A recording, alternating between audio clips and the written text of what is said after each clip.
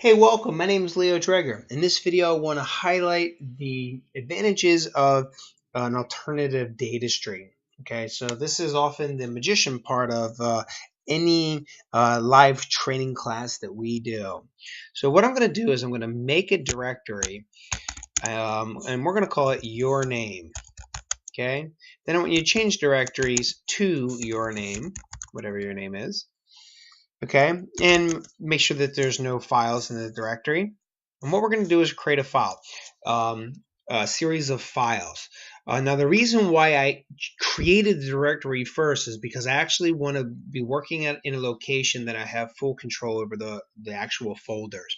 If you try to do this at the root of your C drive, you may have some interference with the Windows operating system.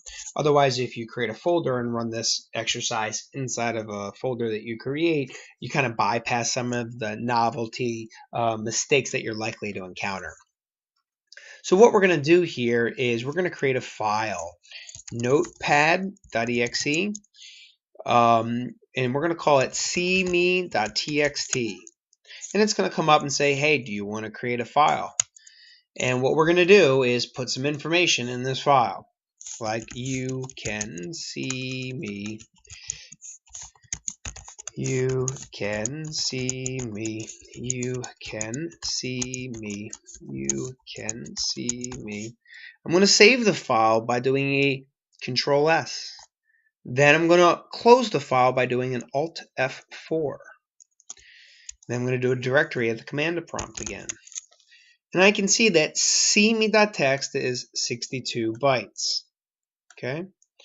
Now what we're going to do, now that we've got this carrier file, we're going to append a file to it or fork information through this file into another location.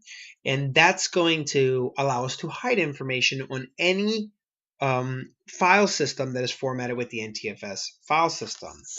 So to get that, I'm going to kind of go through the same exercise that we just did. I'm just going to do it with a slight variable in syntax. So I'm going to do a notepad. Actually, before I do that, let's check a few more things. Before we do that, let's check a couple more things.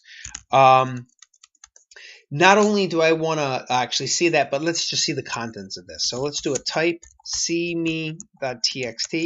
And there you can see the actual contents of the CME. And the reason why I did this is I actually want to interrogate this file just a little bit and get an idea of, okay, yes, it is the file, it is the contents that we just looked at. Because when we compare that to the hidden information later, I want you to verify the outputs of these interrogation tools. So now let's go ahead and append the information to this file. So it's notepad.exe cme.txt hidden.txt. And it's going to ask me the same thing. Hey, would you like to create this new location? I'm going to say yes. And I'm going to say whatever I want here. Okay, this is where you hide the bad stuff. Okay, the secret information. Okay, this is where the passwords go. And any other, hidden or covert location information goes. I'm going to save this file, select Control S, close it, Alt F4, and I'm back to my command prompt. And I'm going to do a directory again. And notice that my original file is here, but I don't see the cme.txt hidden.txt. In other words, poof, it's gone.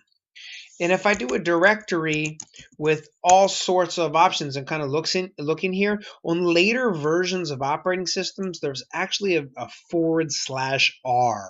So I would look for that because that is specific. And it would be like right in here. That would be specific to later operating systems, and it actually, if you read that, it says that you can display an alternative data stream. But in an older version of Windows, we don't have that luxury, so you're not going to see that here. So I'm going to go ahead and clear the screen and basically look at the file again, right? So it's not here. If I do a type cme.txt hidden.txt, it says, hey, the file name, directory name, or volume is incorrect. So it doesn't look at that, it doesn't recognize that this file exists. And of course, the basic questions that I always get here, well, how about if you hide the file? And no, that won't work. It's not hidden information. This is a file with another file forked through it by naming convention to another location. But the parent file doesn't realistically care about what is attached to it. You can also do an attribute. Doesn't help you. Okay, no attribute. Good luck. Nice try. Not going to work here. Only if I call upon the secret location can I actually retrieve the contents of my file again. So I'm going to do a notepad, cme.txt, hidden.txt,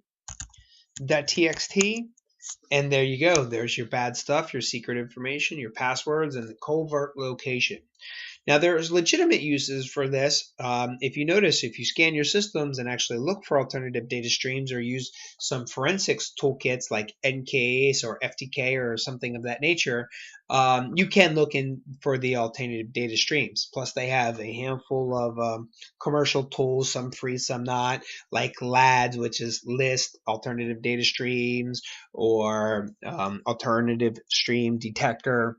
Okay, so there are commercial tools. Otherwise, the directory command in later versions of Windows. But only if I know the secret location can I call upon that and retrieve it. But it's nice to see applications use this for legitimate purposes and not just hackers or wannabe hackers just trying to get a one-up on the forensics guys. Okay, so that's easy, relatively easy. As long as you got the naming syntax correctly, you'll be able to verify this hidden location actually contains information, and it's very simple. It's just 8.3 naming syntax colon 8.3 naming syntax. So that's an alternative data stream. It's a feature of NTFS, relatively easy to do. But as soon as this file is removed from this partition, the alternative data stream gets dropped. So go ahead and practice away at your anti-forensics skills, if you will, and let's see if the pen testers can get one up on the forensics guys.